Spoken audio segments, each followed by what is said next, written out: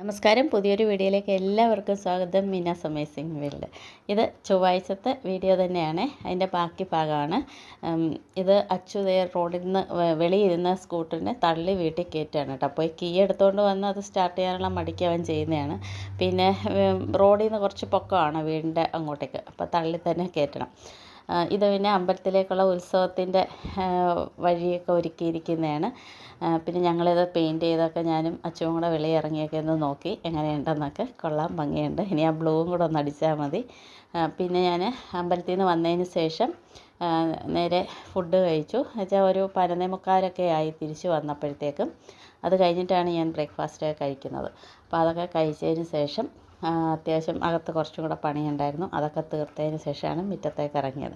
അപ്പോൾ പെട്ടെന്ന് ബാക്കിയും കൂടെ തീർക്കുകയാണ്. രാവിലെ ചെയ്ത് വെച്ചതിൻ്റെ ബാക്കി പിന്നെ ക്ലീൻ ചെയ്യുകയാണ് കേട്ടോ. അപ്പം ഇത് കുറേ നാളായിട്ട് ഞാൻ വിചാരിക്കുന്നുണ്ട് അതൊന്ന് വെട്ടി ഒന്ന് ഒതുക്കിയെടുക്കണമെന്ന്.